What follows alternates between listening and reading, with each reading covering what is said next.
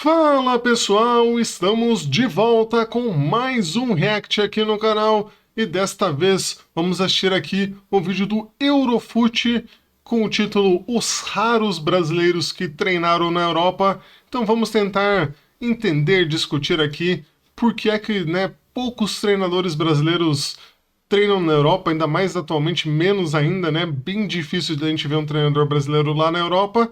Então vamos ver aí o que o pessoal do Eurofut vai nos contar. Mas antes disso, eu queria pedir para você se inscrever no canal, para a gente crescer cada vez mais e mais aqui, para você compartilhar o vídeo se você gostar e também comentar aí o que você achou e dar sugestões de outros conteúdos para a gente. Beleza, pessoal? Então, sem mais delongas, vamos aqui com o vídeo do Eurofut, pessoal.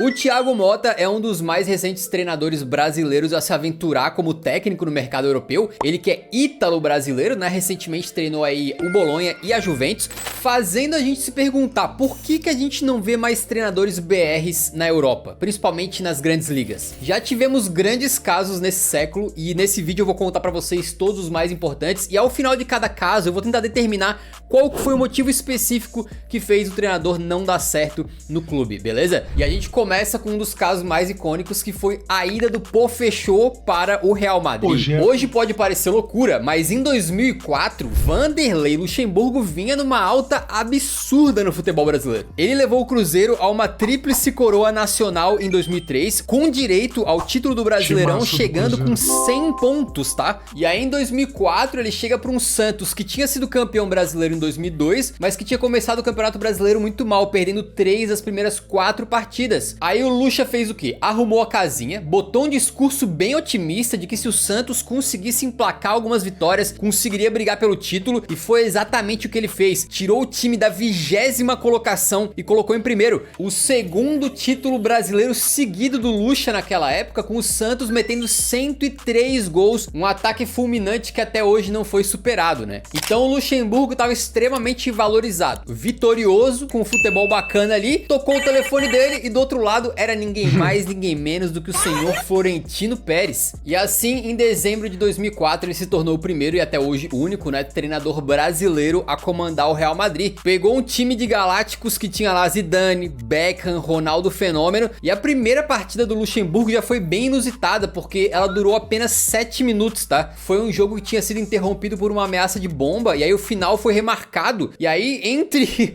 a partida original e esse finalzinho aí, o Real Madrid trocou de técnico. Chegou o Luxemburgo, comandou a equipe só nos minutinhos. Então,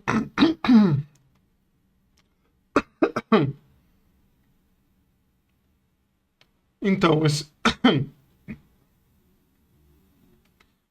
esse jogo, né, que ele falou tão atípico, né, que o Luxemburgo só treinou por esse tempo, e nesse meio tempo ele ainda tirou o Ronaldo da partida. O Ronaldo acho que cavou um pênalti, se eu não estou enganado, e aí ele tirou ainda o Ronaldo nesse meio tempo para garantir a vitória ali do Real Madrid nessa partida, que ele não queria perder na estreia, né, um jogo de 6, 7 minutos, então ele falou, ó, só esse restinho aí, vamos embora. E em toda a trajetória do Luxemburgo, né, ele lidando com esse time de galácticos, né, Beckham, Figo, Zidane, Ronaldo, Roberto Carlos, né, Raul, tudo isso, o Andrei Reistock, né, que tem o canal aqui no YouTube, a gente já assistiu, inclusive, né, esse vídeo aqui, se eu lembrar, vou colocar aqui na descrição, nos links aqui sugeridos para vocês. Então, ele conta toda essa trajetória do Luxemburgo, tem gravação, foram fazer uma série especial do Real Madrid naquele ano, então tem momentos incríveis ali do Luxemburgo e tem a explicação também do porquê que ele durou pouco tempo, né, no time, mas, né, é bem inimaginável hoje em dia você pensar, não, um treinador brasileiro comandando o Real Madrid, naquela época não era tão absurdo assim, né? Como ele falou aqui antes no vídeo, né? O Luxemburgo vinha de grandíssimos resultados aí, já tinha treinado a seleção brasileira antes, então o Luxa não vinha com pouca moral, não, vinha com muita moral para comandar o Real Madrid, mas, né, não deu certo, infelizmente, aí tudo o que ele imaginava. Minutinhos finais, inclusive levou o Real Madrid à vitória, tá? Depois disso ele encaixou uma boa sequência, metendo até um 4-2 pra cima do Barça de Ronaldinho, mas foi eliminado nas oitavas da Champions pra Juventus e não conseguiu correr atrás do Barcelona na La Liga. Só que se na reta final da temporada 2004-2005 as coisas tinham sido promissoras ali, pra temporada 2005-2006 tudo começou a desandar, mesmo com o Luxemburgo conseguindo contratações que ele queria. Inclusive um jovem Sérgio Ramos, que o Luxa jura de pé junto que foi ele que transformou em zagueiro, mas essa história a gente sabe que é um pouco mal contada, tá? Aí o Luxa teve algumas derrotas muito marcantes, como um 3-0 que ele tomou do Lyon do Juninho Pernambucano na primeira rodada da Champions, e depois aquele 3-0 sofrido pro Barcelona, aquele mesmo dentro do Santiago Bernabéu, em que a torcida merengue tava aplaudindo o Ronaldinho no final. O Luxa começou a balançar um pouco no cargo e além dos resultados, teve também um problema que veio ali dele querer impor algumas regras. Por exemplo, o Roberto Carlos disse que na concentração os jogadores tinham o hábito de tomar um vinhozinho, uma cervejinha. Só que o Luxemburgo não gostava disso. E aí ele pegou esse privilégio dos jogadores e jogou na lata de lixo, cancelou. E isso começou a causar algumas caras feias dentro do elenco. E outra coisa que parece que foi uma gota d'água aí pro barco do Pofechô afundar, foi as vezes em que ele tirava grandes craques do time de campo, né? O estopim teria sido numa vitória contra o Getafe pelo placar mínimo de 1-0, quando o Real tinha 10 homens em campo, aí ele foi lá e tirou o Ronaldo aos 40 do segundo tempo pra fechar o time. Meio que tudo bem, né? Finalzinho da partida, vai lá e tira o atacante pra dar aquela fechadinha, só que a torcida protestou a saída do Ronaldo Fenômeno de campo, e aparentemente o próprio Florentino Pérez também não gostou, dizendo que isso prejudicaria o espetáculo do Real Madrid, né? Tirar o R9. Aí o Florentino deu uma reclamada e, segundo o próprio Luxa, ele respondeu dizendo o seguinte: presidente, você que foi lá no Brasil me contratar, tá? Não fui eu que pedi pra vir pro Real Madrid, não. Então eu vou fazer o que eu acho melhor. O Luxa peitou o Florentino, foi grandão. E no dia seguinte foi demitido. Então se a gente puxar... É meio por aí mesmo. Ele falou pro Florentino, não, mas eu que escalo, a gente tem que garantir a vitória, o resultado importante e tal.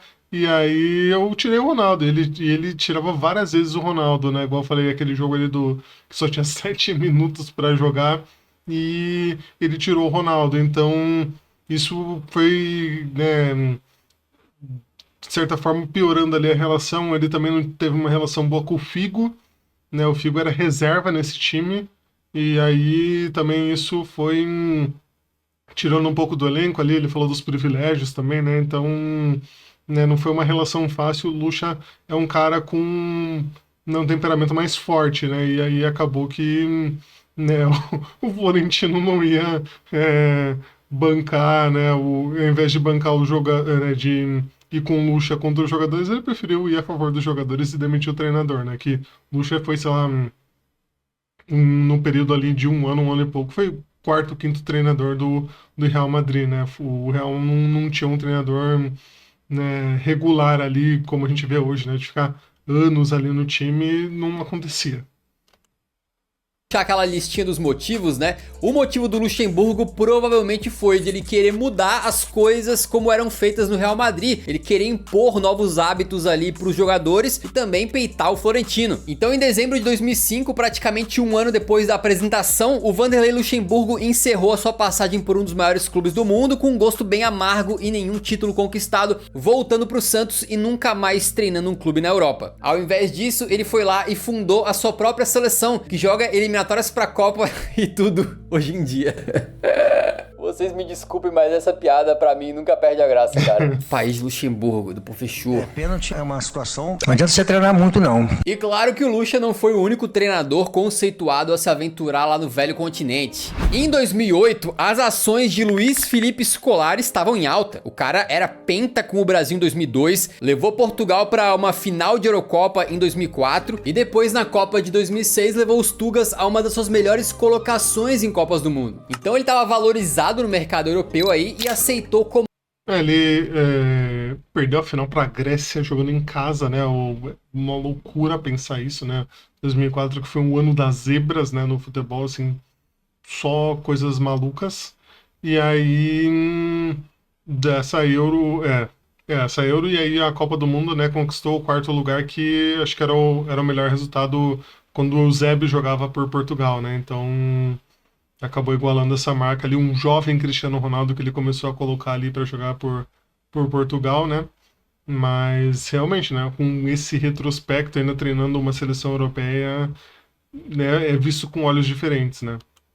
Comandar o Chelsea, que naquela época ainda era meio que novo rico, né? Ele chegou ali como o primeiro brasileiro a treinar o Chelsea, continua sendo o único até hoje, né? Com a missão de repente colocar o Chelsea entre os grandes. E já chegou promovendo algumas mudanças no elenco, com as chegadas, por exemplo, de Bocingua para lateral direita e o Deco para meiuca, jogadores que ele tinha treinado na seleção portuguesa, né? E o começo do Filipão na Inglaterra foi muito bom, tá? Nas primeiras 15 partidas foram 11 vitórias, 3 empates e uma única derrotazinha, só 4 gols sofridos. Um começo quase meteórico, na verdade, né? Só que algumas rusgas começaram a surgir ali dentro do elenco. E foi tudo por causa de uma situação bem específica que o Filipão talvez não tenha lidado da melhor maneira. Primeiro que a sua relação com o Drogba, que já era um jogador importante, não começou legal e foi meio que um princípio de incêndio pro Filipão, porque o Drogba se machucou logo no começo da temporada e iria se recuperar na França. O Chelsea, como clube, tinha aprovado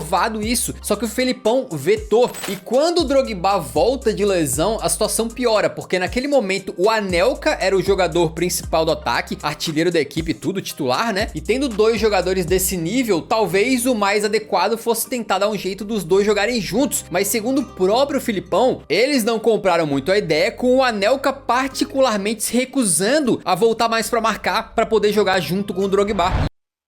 E além das relações com esses dois jogadores, o pior é que muito recentemente o Filipão admitiu que não conseguia passar completamente as suas ideias para os jogadores e que deveria ter se preparado melhor para o cargo no Chelsea, inclusive até na parte do idioma mesmo. Então, com todos esses pequenos problemas, o começo, que tinha sido muito bom, já começou a ir pro buraco, né? Começou a degringolar tudo, com os jornais declarando que Big Phil tá sendo esmagado pela pressão. E sim, eles chamavam Eles chamavam de Big Phil, maravilhoso, o apelido que eu até hoje uso para falar sobre o Felipão. Mas o que mais se ouviu na época e se ouve é isso aí, do relacionamento ser ruim, principalmente com o Drogba, né?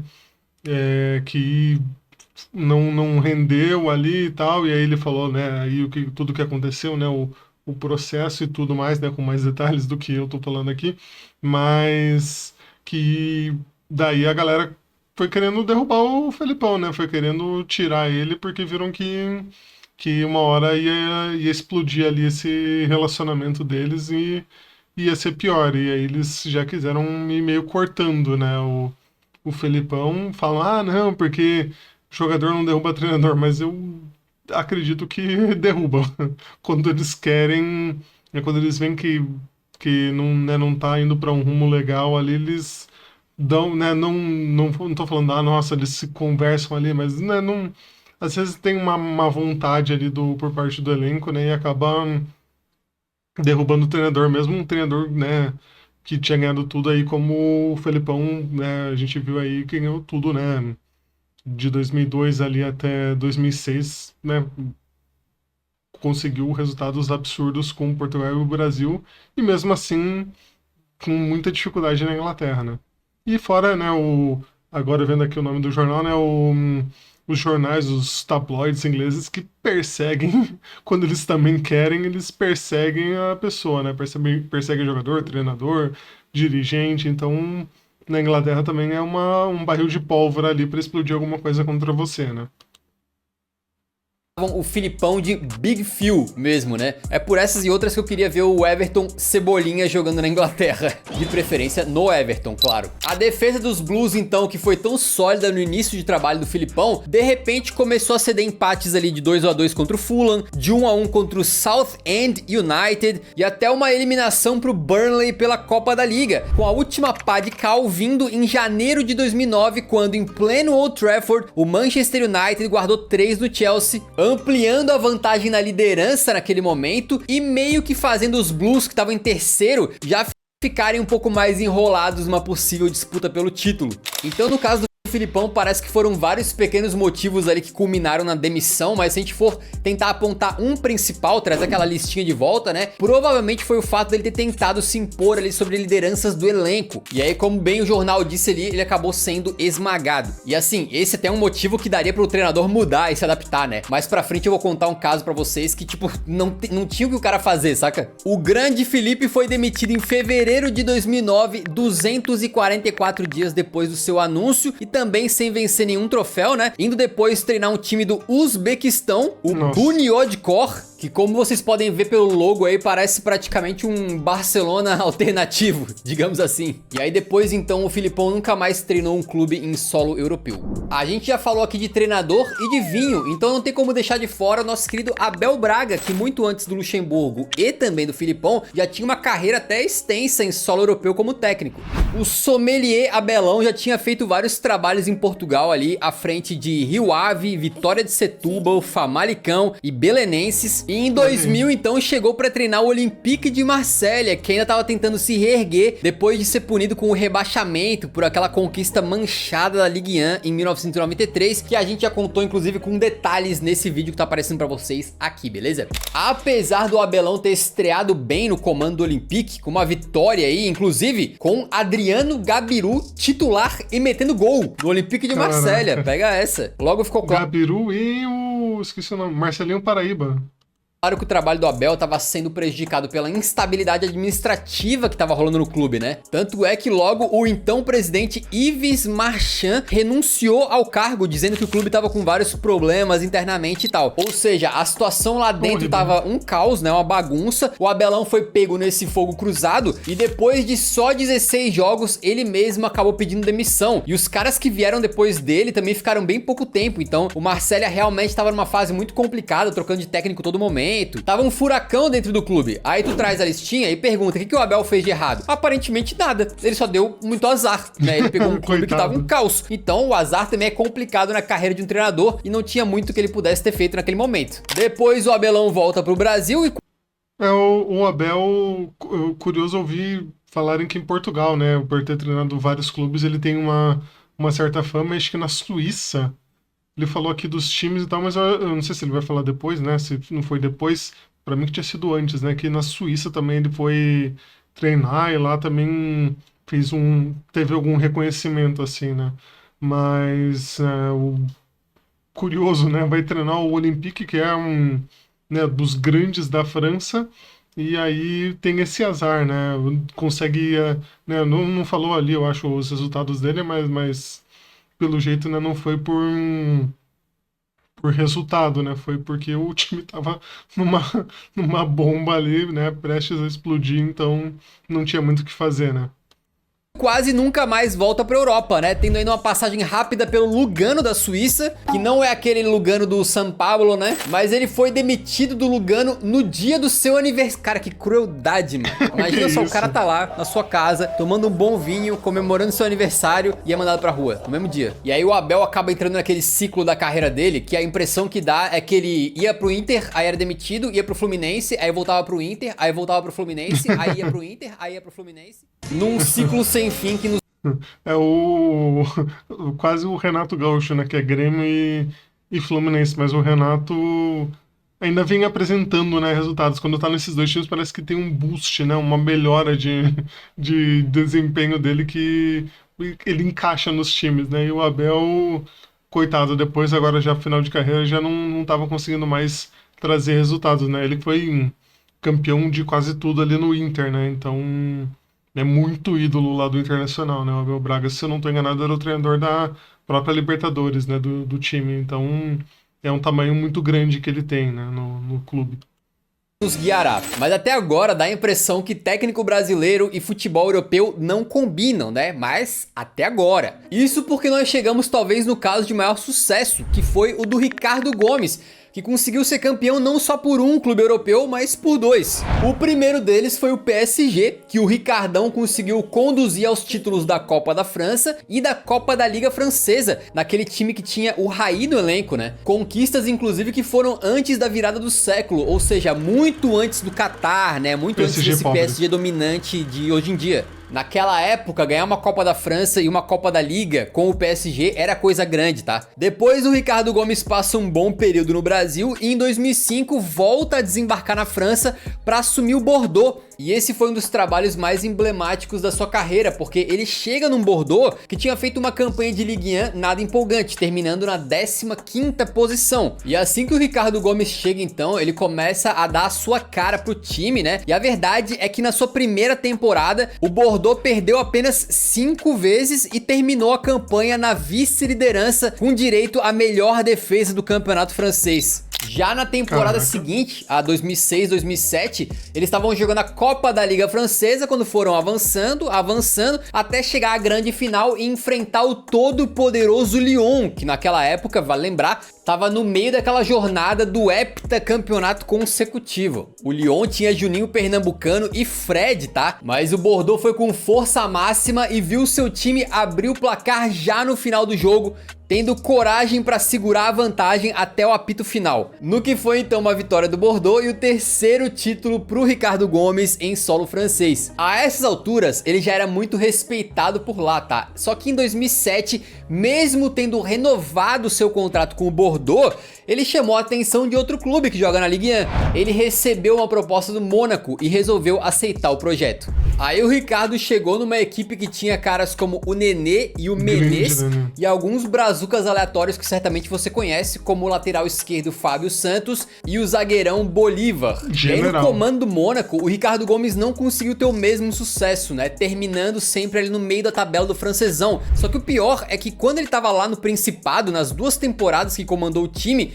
ele viu o Bordeaux primeiro ser vice da Ligue 1 e depois ser campeão do ex-time dele. Ou seja, veio alguém depois, consolidou o trabalho dele que já tinha sido bem feito e levou aquele time a uma glória inimaginável na época. Então, se a gente for puxar a listinha de motivos, parece que, e eu sempre falo parece porque as coisas são mais complexas do que dar um motivo específico só, mas que foi uma decisão errada do Ricardo Gomes, que se tivesse se mantido no Bordeaux, talvez teria conseguido ali consolidar ainda mais o seu trabalho, de repente ser campeão francês com o Bordeaux. Claramente aquele elenco tinha cancha pra isso, né? E era um local onde ele tava conseguindo já a identificação pelo título que ele tinha conquistado. Então sair de lá talvez não tenha sido a melhor das ideias, né?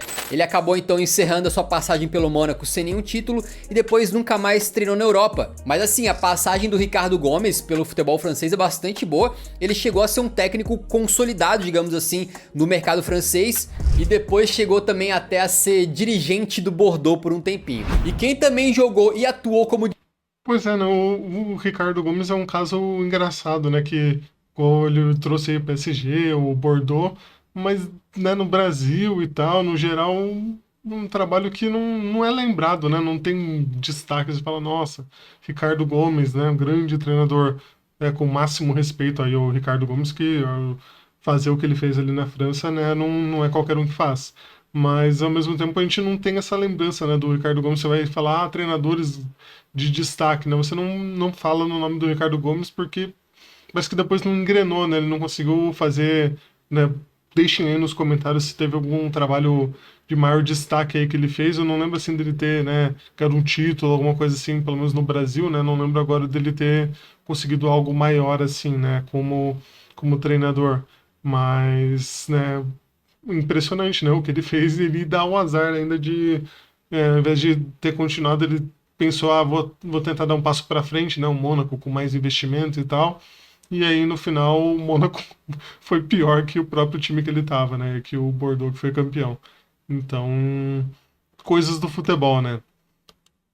O dirigente no futebol francês foi o Leonardo, que antes mesmo de ser diretor esportivo do PSG, onde chegou até a tretar com o Thiago Silva, ele também chegou a ter uns trampos de técnico na Itália. Em 2009, com a saída do Carlo Ancelotti do Milan, o Leonardo foi anunciado como novo comandante do time. Mas o curioso é que ele não era treinador, né? O Leonardo naquela época era diretor técnico do Milan, mas abriu espaço e de repente ele se viu naquele cargo. O Leonardo vivia ali uma época de transição no Milan, né? Em que alguns dos nomes mais marcantes marcantes dessa época vitoriosa do Ancelotti já não estavam mais, outros estavam bem veteranos, e ele estava com uma missão muito complicada, porque a Inter de Milão tinha sido campeã italiana 4 vezes em sequência, e a missão do Leonardo era simplesmente acabar com essa festa, né, impedir o pentacampeonato. Aí ele tinha lá alguns caras experientes, né, como o Seedorf, o Beckham, o próprio Ronaldinho, e também uma mescla com alguns mais jovens, como Alexandre Pato e até, acredite se quiser, o Thiago Silva. Só que o Milan não começou nada bem o campeonato italiano sob o comando do Leonardo. Foram 4 vitórias nas primeiras 10 rodadas só, incluindo uma acachapante e dolorida destruição de 4-0 para Inter de Milão do José Mourinho, que disparou na liderança. O time do Leonardo, bem verdade que até a reta final conseguiu se manter perto da liderança aí, mas viu a Inter ser a favorita, né, na pole position para ganhar um Scudetto, e além disso na Champions deu ruim, porque o Milan tomou uma traulitada nas oitavas. E no final das contas, o resultado da temporada a gente sabe muito bem. 2010 foi o ano mágico da Inter de José Mourinho, que levou para casa a tríplice coroa, deixando o Milan sem nenhum troféu na temporada. Agora, uma coisa que a gente não falou aqui foi que o Leonardo estava criando algumas rusgas ali dentro do clube, principalmente com o presidente naquela época, o Silvio Berlusconi, dando declarações na imprensa ali mesmo, que obviamente não pegaram bem. O Leonardo acabou saindo do comando técnico do Milan ao final da temporada e ele coringou, meteu aquela do "se tu não pode contra eles, junte-se a eles". E quando o Mourinho sai da Inter de Milão, é justamente o Leonardo que é anunciado como novo técnico dos caras.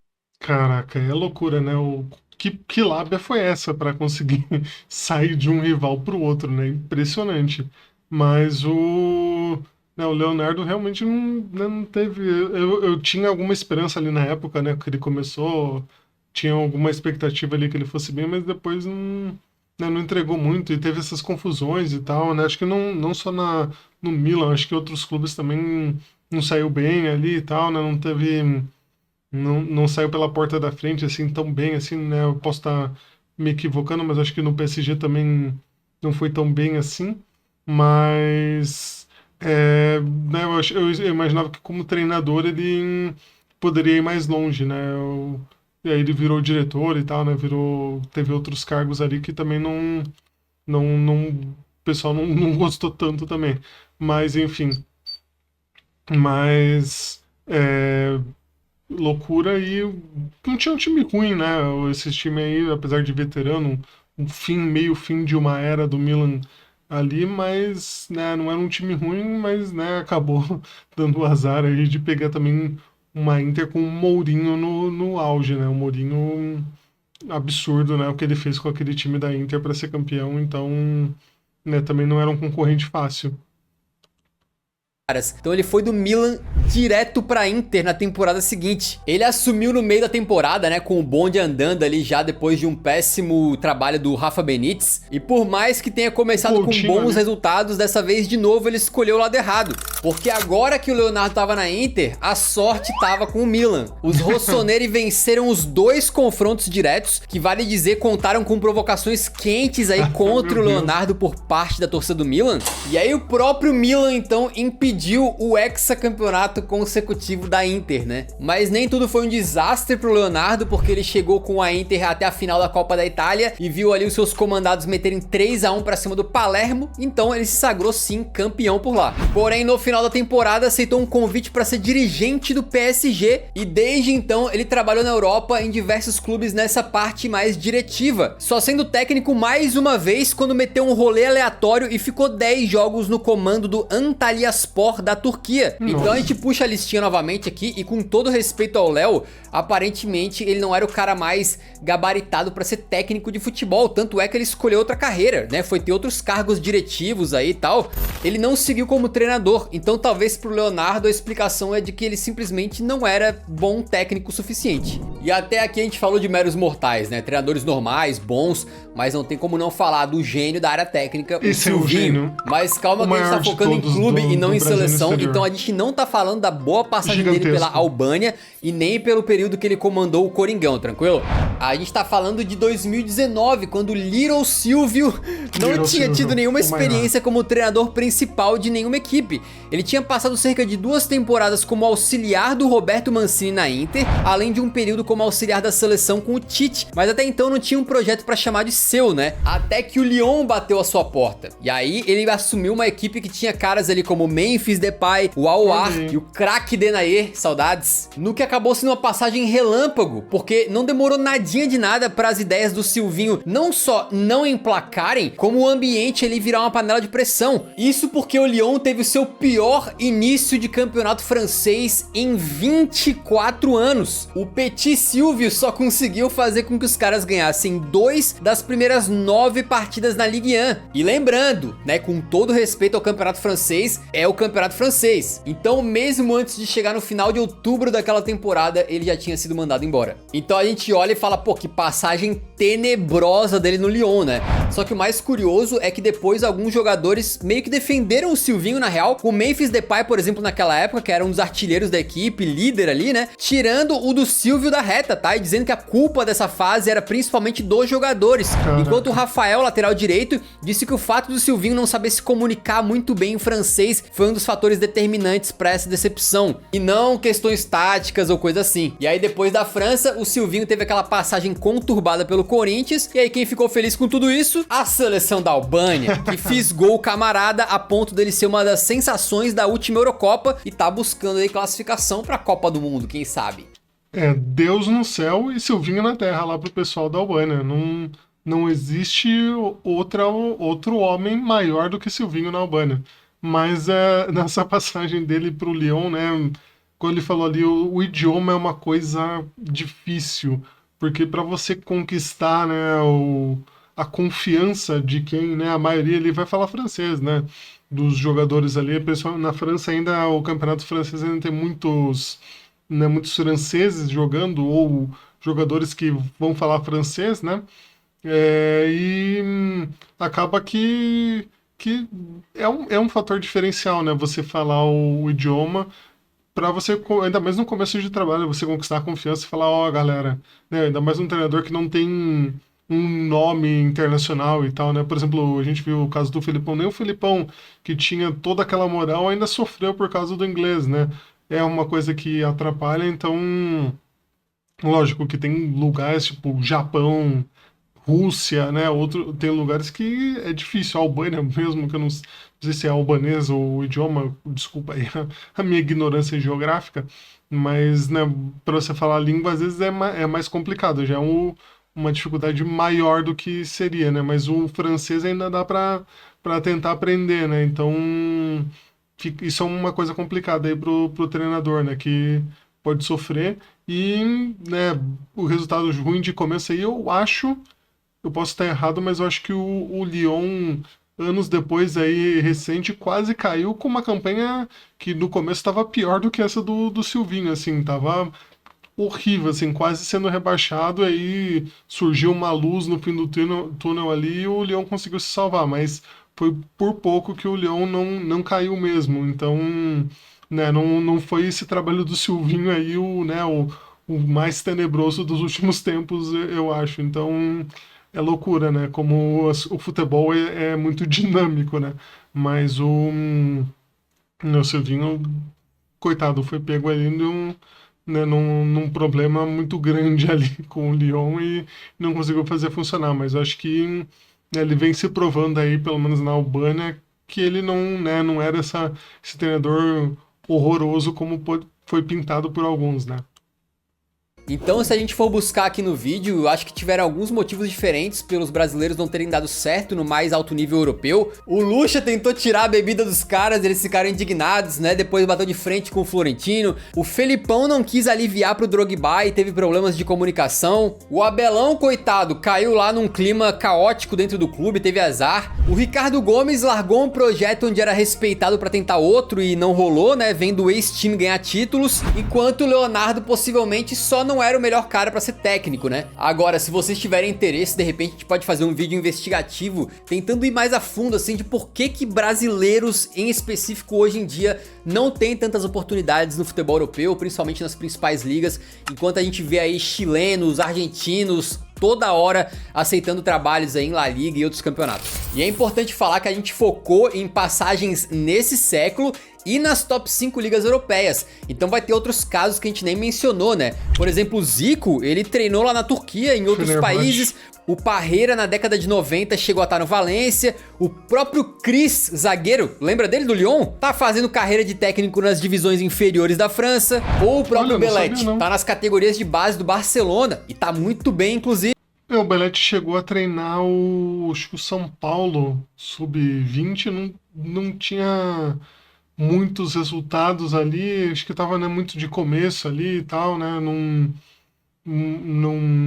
numa adaptação para ser treinador e tal, mas já faz alguns anos que ele tá no Barcelona, né, então acho que foi para um time que dá mais tempo, que ajuda a desenvolver, que tem uma filosofia, assim, né, da base até o profissional de jogar de um jeito. Então acho que o Barcelona viu o cara mais a longo prazo, para quem sabe lá daqui a alguns anos ele virar o treinador do profissional, né, e tal.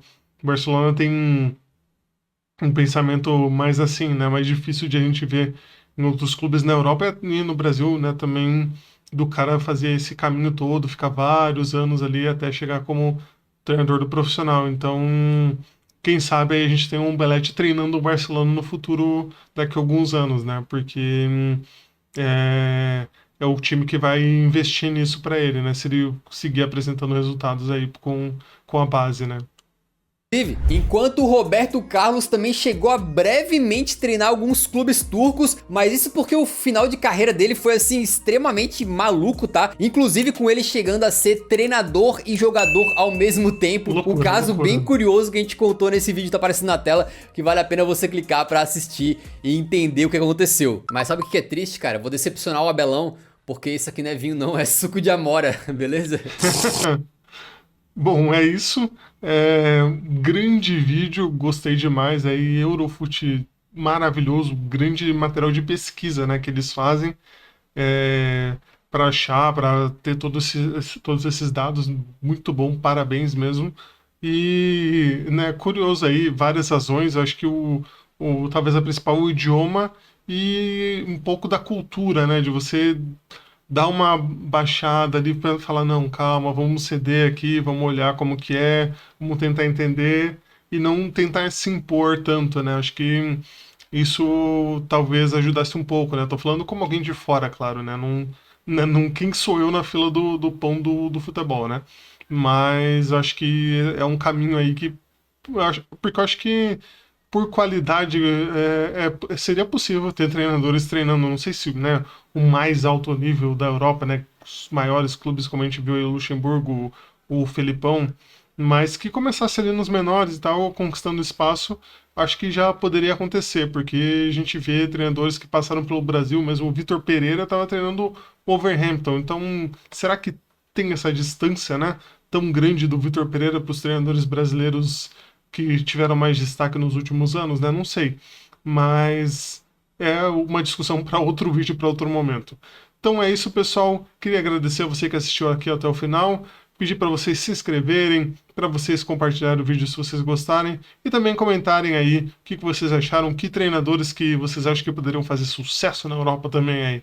Beleza, pessoal? Então é isso. Um forte abraço e até a próxima.